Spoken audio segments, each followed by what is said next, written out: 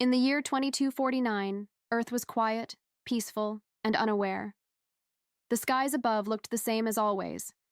Cities shone with lights, planes moved through the clouds, and people lived their lives without fear. But far above, beyond the eyes of satellites, something was coming, something ancient and powerful. It began with a wave, not a sound, not a light, but an invisible energy wave that spread across Earth's orbit. In seconds, satellites went dark, GPS systems failed, internet connections dropped. News anchors froze mid-sentence. Screens turned black across the world. People looked up from their devices in confusion. Pilots in the sky lost navigation. Ships in the sea began drifting. The world was suddenly, terrifyingly, disconnected. At first, people thought it was a solar flare, maybe a system glitch. But scientists knew better. The wave was not natural. It had a pattern, a pulse. Something intelligent had sent it. In space, telescopes caught the first glimpse. Dark shapes, massive and silent, moving through the stars like shadows. Ships. Dozens of them. Each larger than any human-made structure. They moved without sound, without warning, and they were closing in on Earth. Governments around the world went into emergency mode. Military leaders called urgent meetings. Fighter jets were scrambled. Cities were told to stay calm, but fear was already spreading. With no communication, no satellite feeds, and no understanding of the enemy, Earth was blind. The silence was more frightening than any attack. In Alaska, a small, cold listening station remained active. It had been built decades ago to detect deep space signals. On that night, it caught something strange, a message. At first, it was just static. Then slowly, a voice came through. Not human, deep, layered, and cold. It spoke in many languages, all at once using Earth's own transmissions to mimic speech. The message was short: surrender or be erased. The signal repeated, then stopped. The technicians stared at each other. They sent the recording to military command, but most systems were still down. Only a few people heard it. Among them was General Marcus Hale, commander of Earth Defense Zone North. He listened to the message and clenched his jaw. "No," he said quietly. "We don't surrender." The dark ships entered Earth's orbit. Their size was overwhelming. People in cities could see them with the naked eye. They hung in the sky like mountains floating above the clouds. Some were shaped like blades, others like black pyramids. None of them responded to Earth's signals. Attempts to communicate were ignored. Missiles launched at them simply vanished, absorbed by invisible shields. In New York City, people stood in the streets, staring at the dark shadow above. One of the ships had moved directly over Manhattan. Its surface opened slowly, revealing a glowing core like a red eye. Energy began to build around it, forming into a giant beam. The ship was preparing to fire. Inside a military base near the city, alarms screamed. Soldiers shouted orders. People ran for cover. But it was already too late to stop what was coming. The weapon was charging, glowing brighter every second.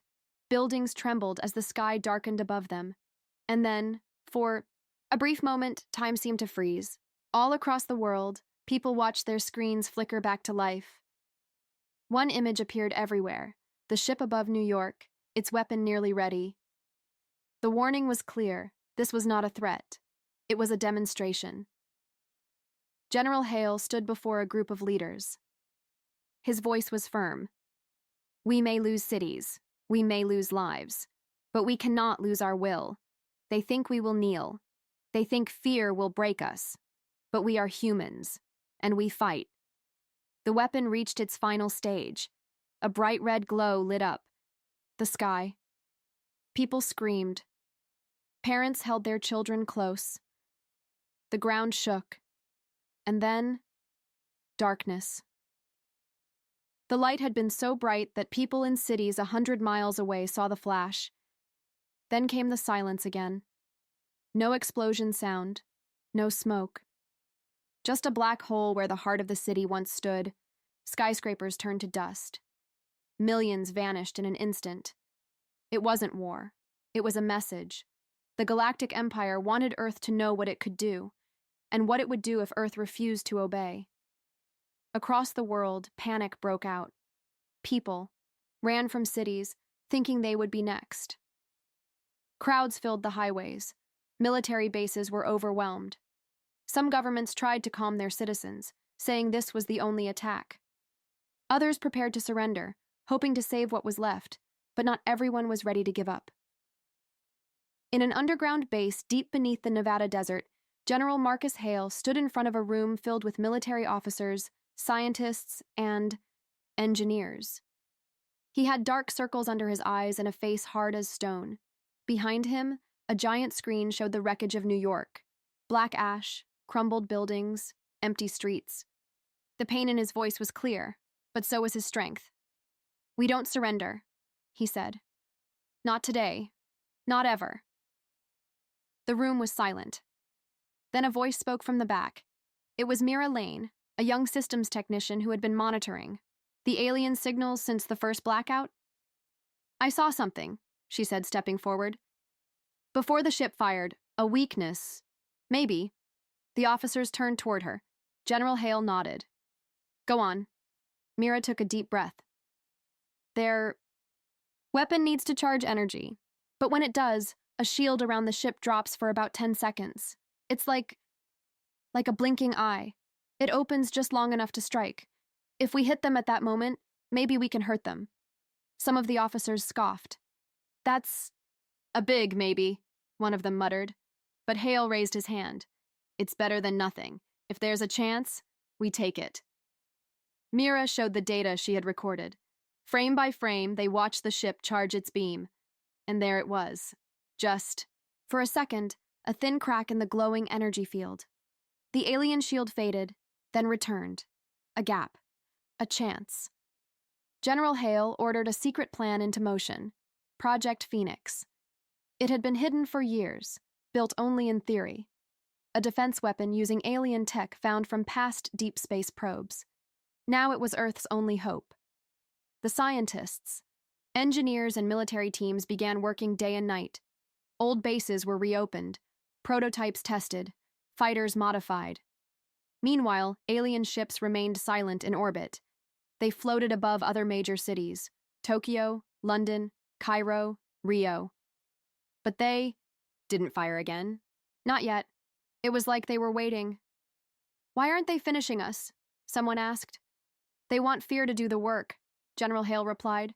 "They want us to destroy ourselves before they even land." Around the globe, small resistance. Teams formed. Soldiers, hackers, scientists, even civilians. They shared information secretly. A few even managed to hijack the alien communication signals for brief moments. And then hope arrived. A pilot in Eastern Europe named Captain Vasco managed to launch a missile at one of the smaller alien ships hovering over a frozen mountain range. The missile hit, right during the charging moment Mira had discovered. The ship shook. Fire exploded from its core. It began to fall. The world saw it happen. News screens lit up. People cheered. It was the first time an alien ship had been damaged. The message was clear: they can be hurt. Mira and Hale watched the footage together. She whispered, "It worked." Now, it was time for something bigger. General Hale called together his top team. "We have a window," he said. "A 10-second shot, but we need to hit one of the major ships. If we bring down one of the giants, we show them who we are." Mira stood by his side. "We can make them fear us." Above the Earth, the alien ships began to move again. Lights inside them grew brighter. New energy spikes were detected. The Empire was preparing another strike, maybe on Tokyo this time. The countdown had begun again. But now, Earth was ready, and this time, it would fight back. The news spread like fire. A human missile had taken down one of the alien ships. People cheered in the streets. After the fear and silence, after the fall of New York, it was the first real sign that the enemy could bleed. Hope returned, not just to armies, but to ordinary people across Earth. In secret bunkers and hidden labs, the resistance began to grow stronger. Messages were passed through old radio waves, short bursts of light code, and even hand-delivered notes. All around, the world, small teams worked together. Scientists, engineers, pilots, soldiers, even hackers. They called themselves one name, the Spark. The leader of the Spark was General Marcus Hale. He had survived the fall of Washington and now commanded Earth's last defense from a base deep underground. Beside him stood Mira Lane, the young systems technician whose discovery had changed everything. She gave us the first key, Hale told his team, pointing at Mira. Now we open the next door. They were building new weapons, fast light ships armed with human tech mixed with recovered alien parts.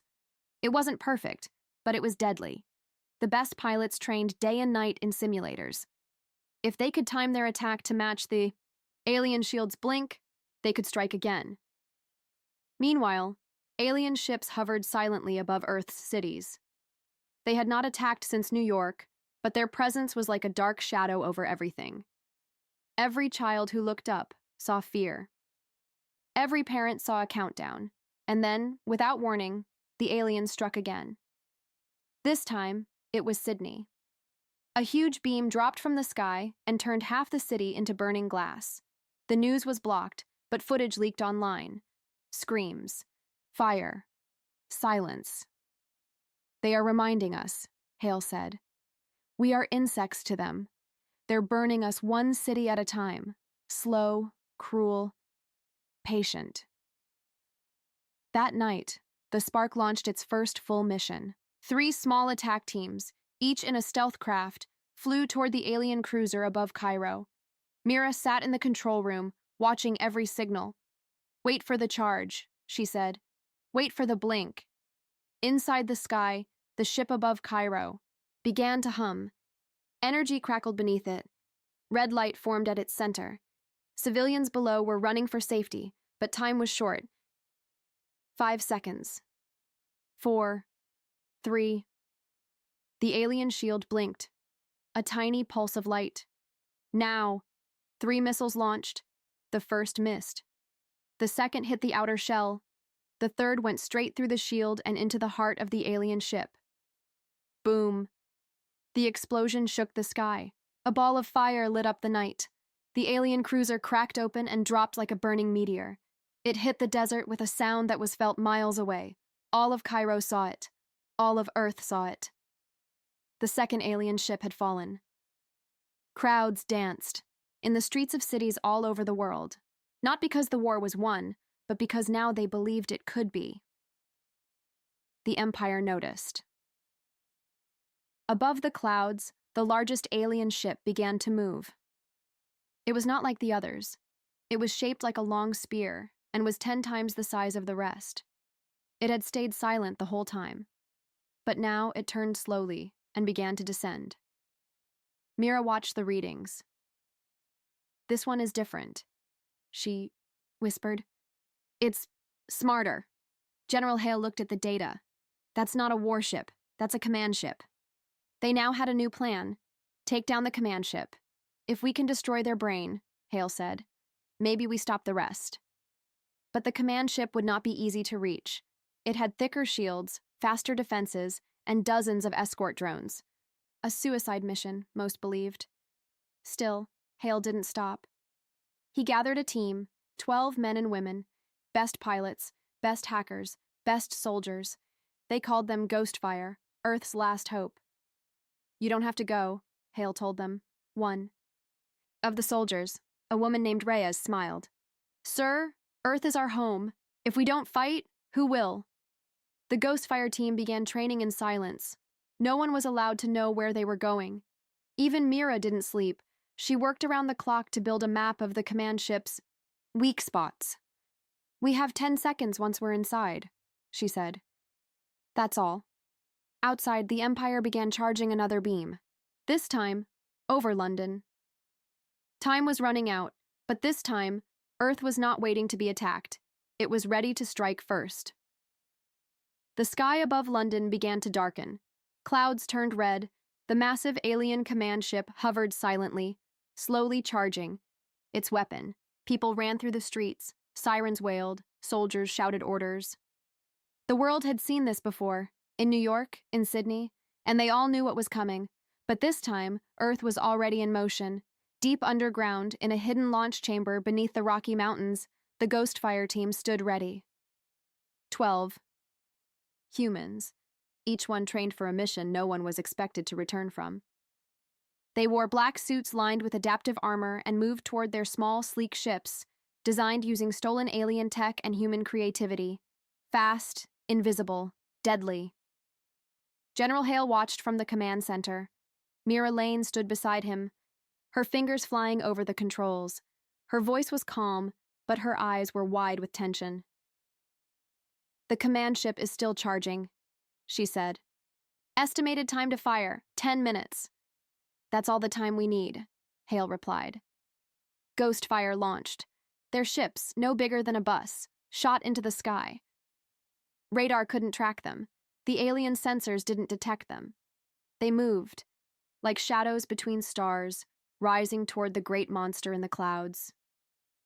Inside the command ship, the alien leaders, tall, cold beings made of glowing bone and metal, watched Earth below. They spoke in signals and pulses, not words. To them, Earth was still a primitive world, a noisy, violent species, but they had noticed something strange. Earth was not dying. It was fighting. As the Ghost Fire ships approached, they separated and took position around the massive ship. Mira's voice came through their earpieces. "You only get one shot. Hit the cooling nodes along the lower spine. That's their power system. If we destroy it, the ship can't fire." "Understood," Reyes said, leading the team. The command ship opened its weapon core. The red light grew stronger. The clouds twisted. Lightning danced in the sky. The city of London held its breath. Ghost Fire moved in. At first, the alien drones didn't react. But then, something triggered. Dozens of small alien defense pods shot out from the command ship like hornets from a nest. Ghost Fire was spotted. "Break formation," Reyes shouted. "Keep moving." A chase began in the clouds. Human ships spun and dodged between deadly energy blasts. One by one, drones exploded, but 2 Ghost Fire pilots were hit. Their ships burst into flames and disappeared in the sky. Mira tracked everything. Her voice shook. "You have 8 seconds. Until the weapon fires. You have to move now." Reyes didn't wait. She aimed her ship at the power node, locked the missile, and fired. The rocket flew fast, but so did the enemy. One of the drones slammed into her ship. She lost control, spinning toward the surface. "No!" Mira shouted. But the missile hit. The blast rocked the command ship. A long crack split through its lower body. Sparks flew out of the exposed node. The red charging beam flickered, then dimmed. Cheers broke out in the command center. But it was too soon to celebrate. The command ship was still alive. The alien leaders sent out a massive pulse wave, a deep thrum that shook the air for miles. The remaining drones became faster, more aggressive. They circled the Ghost Fire ships like sharks, cutting them off, driving them away from the target zones. "New orders," Hale said. "We need someone to go inside, from the core. Blow it, from within." Only 5 Ghost Fire members were left. "I'll do it," said Lieutenant Aiden Shaw, the team's engineer. He had lost his brother in the Sydney attack. Now, he was ready to finish what they started. Aiden dove his ship straight into the cracked side of the command ship. It scraped and sparked as it entered the metal body.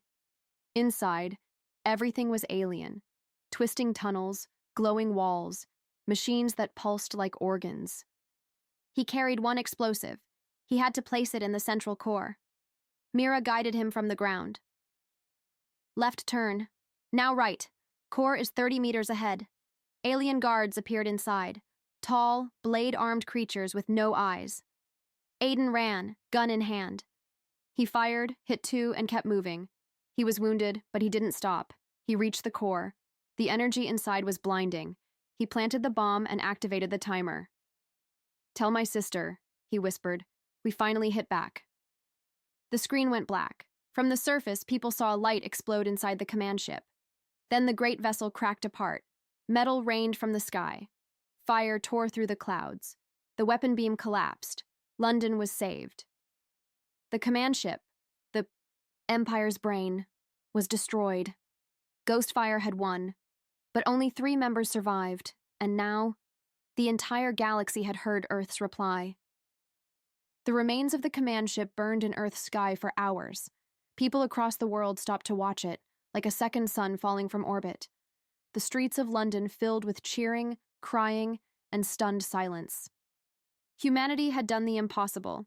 They had killed the enemy's strongest weapon. In the underground command base, General Hale stood silently in front of the main screen. Mira Lane, her hands shaking, stared at the last message from Lieutenant Aiden Shaw, his final words before the explosion. "We'll never forget him," Hale said. Mira nodded. "He gave us a future." But the war was far from over. 3 Ghostfire pilots survived the mission. They were brought back in silence, their ships damaged and burned. The whole base lined up to salute them. Reyes, the pilot who had been shot down before her missile struck, was pulled from the wreckage of her ship, wounded, but alive. "Rest later," she whispered. "We're not done yet." Mira reviewed the alien signals still being transmitted from space. The other ships, the ones that had stayed silent, were now moving. Without their command ship, they were not retreating. They were preparing for full attack. "They're angry," she said. "They've lost control, and now they want to destroy everything." The remaining alien ships began shifting positions. Instead of staying above cities, they started grouping together, forming a wall in space. It was a battle formation. "They're going to hit us all at once," Hale said. Earth had just one chance. They had to strike first, before the aliens could gather full strength. The Spark, now grown into a global resistance, pulled together every surviving military asset: old jets, new prototypes, space-ready fighters, and even reprogrammed alien drones. "Call it Operation Final Sky," Hale said. In bunkers, hangars, and broken cities, people got to work, engineers repaired machines, children helped carry supplies, retired soldiers picked up weapons once more. Scientists built bombs and shields from scrap metal and alien parts. This was no longer just a fight for survival. It was a fight for freedom. Meanwhile, in orbit, something changed.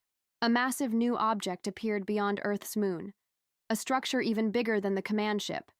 It moved slowly, like a giant wheel of metal and fire. Mira studied it carefully. "It's not a ship," she whispered. "It's a gate." The aliens were calling for backup. General Hale's eyes narrowed. "If they open that, more will come. Maybe thousands." Mira ran a simulation. The energy required to open the gate was enormous. "It needs 2 power cores from the remaining ships. If we take out just one of them before they connect, we can stop the activation." Hale didn't waste time. He summoned Reyes and the last 2 Ghostfire pilots. "You're going back up," he said. "This time, the whole fleet is flying with you." On launch day, the skies above Earth were filled with movement. Fighters, drones, bombers, and even space-modified cargo ships rose into the clouds. The world had come together. As Earth's fleet broke through the atmosphere, the alien ships turned to meet them. A massive battle began in orbit. Explosions lighting up the stars, metal crashing against metal, missiles streaking through the black void. Reyes led the charge toward the 2 ships powering the gate. She dodged fire, locked on, and shouted, "Target the core!" One of the Ghostfire pilots was hit. His ship exploded before he could fire. But the second one struck true. A blast tore through the alien cruiser's side. Mira, watching from Earth, cried out, "1 core down! 1 more to go!" But the second alien ship had already linked with the gate. The metal rings began to spin. Light bent unnaturally, like space itself was twisting open. "It's a wormhole," Mira said. "They're opening a portal to bring more ships." Reyes didn't stop. Her ship was smoking, her systems failing, but she dove straight toward the last core. "Missiles. Won't make it," she said. "I'm taking it in myself." "No, Reyes, pull back," Mira shouted. "That's suicide." Reyes smiled. "We don't run. Not anymore." She pushed her ship into full speed. The engines screamed. The alien defense systems fired everything they had. Her ship was hit again and again, but it kept moving, on fire, shaking, and falling apart. She rammed the enemy core with full force, a blinding light spread across space. The gate stopped spinning. The wormhole collapsed on itself. The energy pulse exploded outward, knocking several alien ships off course. From Earth, people saw the flash. And then, silence. The gate was gone. The second alien power ship was gone, and Reyes was gone too. But Earth was safe, for now. The alien fleet, now broken and confused, started drifting back. Some ships tried to escape. Others powered down. The war wasn't over yet. But for the first time, the galaxy had seen the truth. Humanity doesn't surrender. The sky was quiet again. For the first time in months, no alien weapons burned through the clouds. The gate was destroyed, the command ship had fallen, and humanity still stood, but peace didn't feel like victory. In the command center, Mira sat alone, staring at Reyes's final transmission. The ship's last few seconds had recorded her face, calm, brave, smiling, then static. Reyes had saved the world, but the cost was too high. General Hale walked in. His uniform was torn. His face was tired. "She bought us time," he said. "We have to use it." All over the world, the spark began gathering the broken pieces. Cities were ruins. Communication networks barely worked. Millions were lost. But Earth was still breathing, and that meant it could fight. From orbit, most alien ships had gone silent. A few escaped into deep space. Others drifted like dead fish. But 2 cruisers remained above Earth. They hadn't moved since the gate collapsed. "We think they're trying to call for help again," Mira said, pointing to a data screen. "Short-range signals, different frequency, hidden." "Meaning?" Hale asked. "They're contacting something nearby, not from the Empire, something else." That word, something else, spread like wildfire through the Sparks network. A few hours later, the signal was decoded. It wasn't a cry for help, it was a warning. The message came from the alien ship, sent in a strange but clear translation. "The humans are too dangerous. Terminate all plans. Do not engage further." Mira froze. "They're afraid of us," she whispered. "We were never supposed to win, and now they fear what comes next." Hale stared at the message. "Good. Let them." But that message didn't just go to the Empire. It had bounced off a signal relay outside Jupiter, one never seen before, a hidden structure.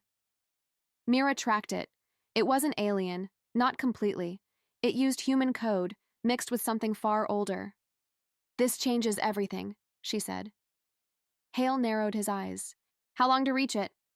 5 days, maybe 4 if we use the old Mars launch platform. They made the decision that night.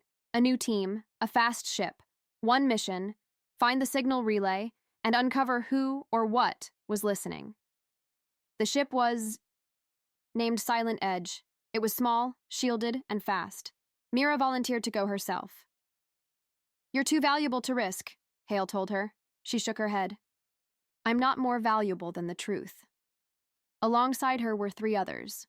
Captain Elena Voss, a quiet but skilled pilot. Technician Jonah Reed, one of the last hackers from the Blacklight cyber group. And Specialist Kenzo Thorne, ex-soldier, known for surviving the Battle of Cairo. 4 humans, heading into the unknown. The journey through space was calm. Stars passed like cold fireflies. Earth shrank behind them. On the 3rd day, Mira started receiving strange signals, low pulses like a heartbeat echoing through space. "It's not natural," Jonah said, "and it's not from the Empire either." On the 4th day, they saw it. The relay wasn't a satellite. It was a station, black, broken, ancient. It floated just beyond Jupiter's shadow, covered in strange symbols. Some looked alien. Others were clearly human numbers and letters. "This thing is over 200 years old," Kenzo said, staring at it. Mira accessed the logs. One message repeated over and over: Project Helix. Status: incomplete. Awaiting command.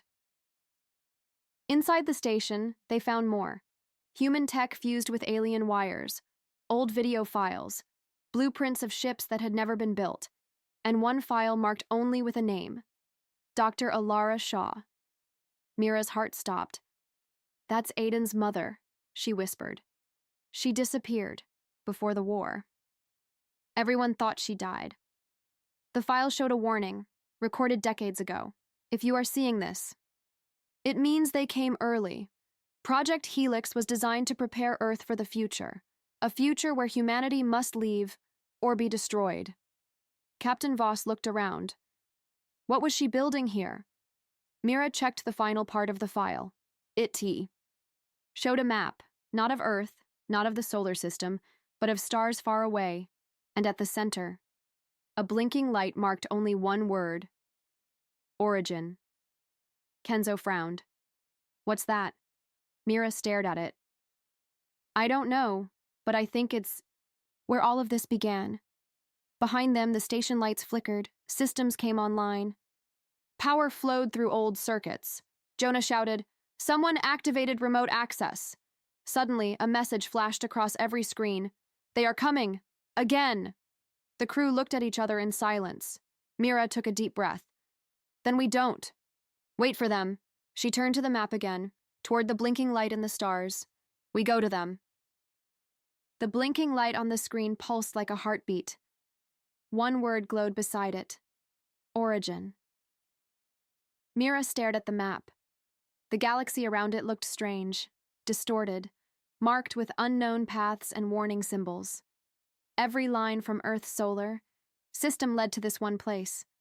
Dr. Alara Shaw had known something no one on Earth had ever understood. Jonah's voice broke the silence. "That's not a location, it's a warning." "But a warning about what?" Captain Voss asked. Kenzo Thorne moved closer to the map. "Whatever's there, it's what started everything. The Empire, the war, the invasion, all of it." Mira nodded slowly. "Then we need to finish it. This is the only way to stop them from coming again." The team knew the risks. No one had ever gone that far. It would take the silent edge through deep space, past old star systems, into unknown territory. And yet, they agreed. Not because they were soldiers, not because they were heroes, but because Earth deserved the truth, and the truth was waiting at Origin. They launched again, using the old Helix station as a slingshot to gain speed. Days passed, then weeks. Time blurred, the stars changed. On the 17th day, the ship began to shake. Kenzo checked the readings. "Space isn't normal here. Gravity's wrong. Like, something is bending it." Jonah's voice cracked. "Guys, I'm picking up a signal, but it's not from any ship." The crew gathered around his screen. A voice, clear, human, female, spoke. "Welcome to Origin. Please confirm identity." Mira's eyes widened. "That voice, that's Alara Shaw, Aiden's mother." "But she's dead," Voss whispered. "No," Mira said. "She's not. She's here." The ship followed the signal until a structure appeared. Massive, ancient, floating in the black. A perfect sphere made of light and metal, the size of a planet. The system around it was dead. Every nearby world had been stripped, hollowed out, left lifeless. "This isn't just a station," Jonah said. "It's a factory, a control point." They entered slowly. Inside, they saw ruins, remnants of thousands of species, fossils, machines, scripts in every language ever spoken. This was a graveyard of galaxies, and at its center, they found her, Alara Shaw. But not as they remembered. She stood inside a stasis field, still alive, her body preserved by the station's systems. Her eyes opened slowly as the field lowered. "Mira," she said weakly. "You made it." Tears filled Mira's eyes. "You've been here all this time." Alara nodded. "We built this place before the invasion. We knew they would come. The Empire. They weren't the beginning. They were just a creation, a weapon built by something older." "What built them?" Kenzo asked. Alara raised a shaky hand and pointed at the core of the station. "An intelligence older than stars. We called it the Origin Mind. It created the Empire to spread its control across the galaxy. But something went wrong. They grew too fast. They turned on it, killed their own creator, took the galaxy for themselves. Mira felt her heart sink. So, this thing is gone? She asked. Alara shook her head. No, it's still here, broken. Sleeping, but waking up again. Suddenly, alarms blared through the station. Jonah's screen lit up. Something's coming, ships, hundreds, not Empire designs. Something else, older, bigger. The station itself began to hum. Lights flickered, a deep sound echoed through the metal. It senses us, Alara said. It knows we're here. Kenzo gripped his weapon. Can we destroy it? Alara looked at Mira. You can't kill what has no body. But you can trap it. That's why I built this place. One final command can lock the Origin Mind forever. Jonah shouted. It's trying to take control of our ship. Mira rushed to the control panel. Tell me how to stop it, Alara. Stepped forward, placing her palm on the console. The screen glowed. You have to stay, she said softly. Someone must trigger the lockdown manually. Once it starts, no one can leave. Mira froze. No, there must be another way. Alara smiled. I made my choice a long time ago. Tell Aiden. His mother found peace. Before anyone could argue, Alara touched the final command. The floor shook. The walls pulsed. The entire sphere began to collapse inward, folding space around itself. The Origin Mind screamed, not in sound, but in every mind on the ship. Visions, memories, pain. But then, silence. Mira and her team escaped just before the sphere vanished. The last thing they saw was Alara Shaw, standing in light, smiling. Origin was gone, forever sealed. The war was over. Back on Earth, the Silent Edge returned to cheers and tears. But Mira didn't feel like a hero. She only felt quiet, peaceful.